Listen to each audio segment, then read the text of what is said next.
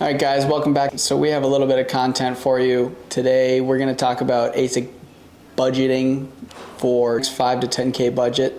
We're looking at the lower end S19s, the lower end terahash S19s. We always will endorse the S19J Pros. The J Pros are going to be more efficient. They have a really good reputation, and whenever we're using those units, we always seem to have less amount of problems, and it's really refreshing. The units are very well made. So if you look at that 5 to 10K budget, you're going to look at the higher range with your S19J Pro 92 terahash, your S19J Pro 96 terahash. And now keep in mind, guys, we're going back to the electrical consumption. These units do run on 240 volts. They come with their PSU. You don't have to buy it separately. So those units, you will have to have the proper electrical installed in order for the machine to run. So keep that in mind. Contact your electrician. If you need any help, reach out to us. We can help you with that. It's no issue. The units themselves pull around 2,800 watts, maybe a little bit less. They do not come with a power cord, guys. When these units are ordered, we often get questions on, what power cord to get. They arrive and people are nervous because they didn't get the cord.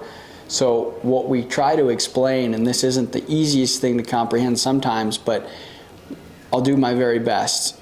Bitmain does it a little bit uniquely.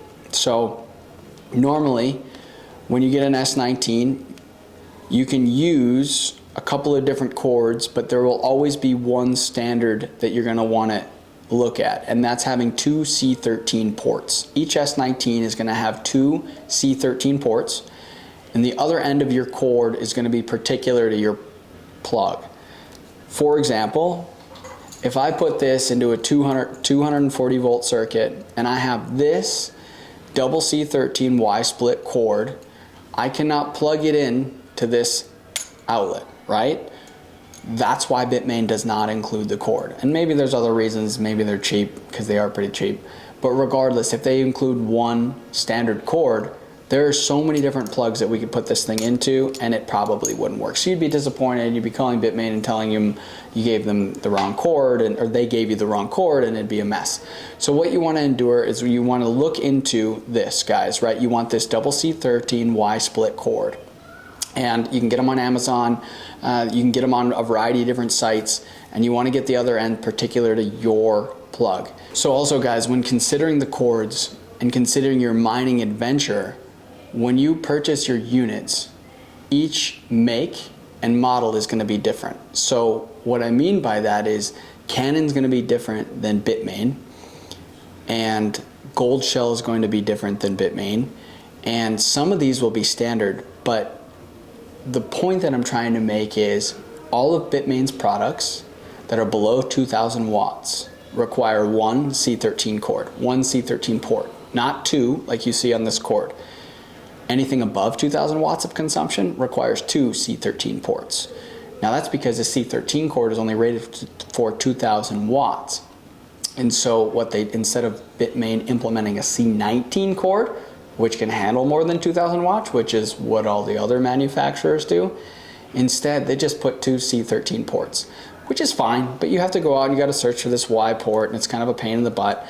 Now you don't have to get the Y port, guys. You can get 2 separate C13 cords, and you can have 2 separate plugs, but consult your electrician, make sure it's correct, make sure you're up to standards, because you can fry your miner, you can ruin it. You don't want to do that because you didn't have the proper electrical consumption. Don't go spend $5,000 to $10,000 on a machine that you don't know how to plug in, guys. Come on. Let's work through the problem, and that's why we're here. So contact us if you need some help. Moving on to the rest of the budget, we don't really endorse Avalons. They're fine. The Canon Avalon 1166 or the 1246, those units are fine, but they don't always hash to their advertised rate. That's why we like these S19s. If you get an S19J Pro and they're 92 terahashes, you're going to get 92 terahashes. That's a beautiful thing. I mean, I like to get what I paid for. So as we proceed, there's other options such as WhatsMiner machines are great.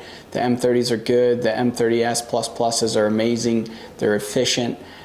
But when you get outside that specific model, they can be high power consumers. They're kind of hogs, guys. But if you want to, really consider the Watts miners, they're really good units, but they just are kind of high power consumers.